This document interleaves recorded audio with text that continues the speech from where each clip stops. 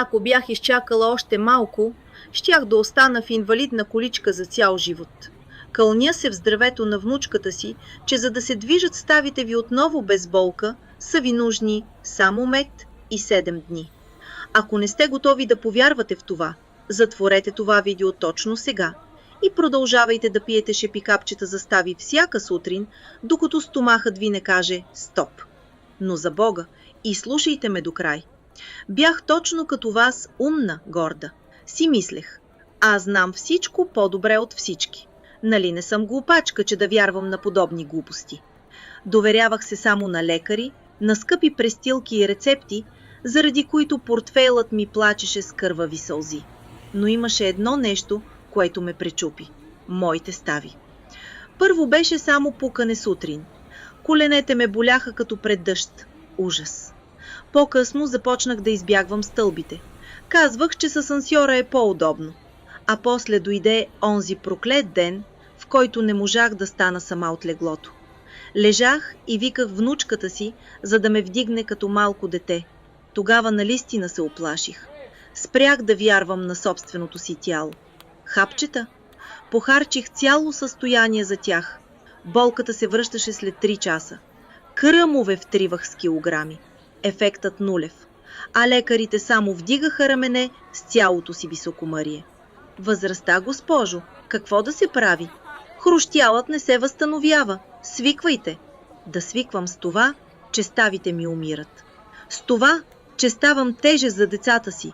И тето, че един ден съвсем случайно попаднах на статия за един студент по медицина, който по време на практиката си в старчески дом забелязал нещо странно. Хората, които използвали един стар метод за възстановяване на ставите, почти не се оплаквали от болка и се движили много по-лесно от останалите.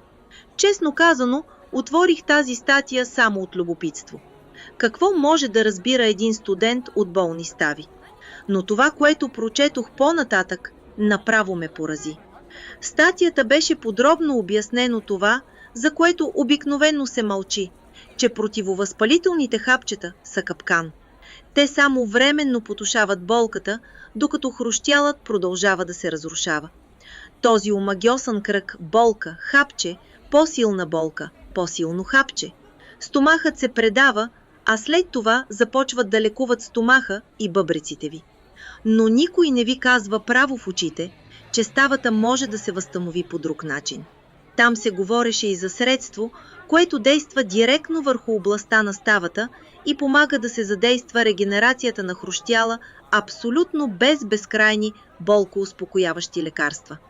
Когато свърших да чета, не повярвах. Твърде просто, твърде логично. И в този миг за първи път си помислих, ако през всичките тези години просто са ме държали на хапчета, вместо наистина да ми помогнат. Най-много ме вбесява това, че нито един лекар не ми каза право в очите.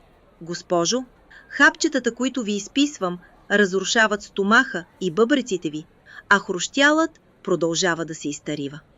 Да приема загубата на свобода на движение като Божие наказание. И кой изобщо реши, че трябва бавно и унизително да гаснем в инвалидни колички? От все сърце ви казвам, ако си мислите, че всичко ще премине от само себе си, грешите. Ставите не се възстановяват сами. Пукането прераства в болка, болката в неподвижност, а неподвижността означава, че вашите близки ще решат, че сте обуза за тях. И здраве, и старчески дом. Виждала съм такива хора. Те седят и чакат пред портите всеки четвъртък. Някои плячат, само защото при тях просто никой повече не е дошъл. Но ако не искате до края на дните си да молите някого да ви вдъгне от леглото, натиснете линка по-долу точно сега. Дори да сте заклет скептик до мозъка на костите си, прочетете статията за студента, който случайно разкри това, за което мнозина предпочитат да мълчат. Там се обяснява защо ставите се разрушават по-бързо отколкото трябва и какво можете да направите точно сега, преди да е станало твърде късно. Аз опитах и за първи път от много години сутрин ставам от леглото сама, без болка, без пукане. Внучката ми ме гледа и не вярва на очите си. Стига сте търпели тази болка в тишина. Натиснете линка сега, преди да...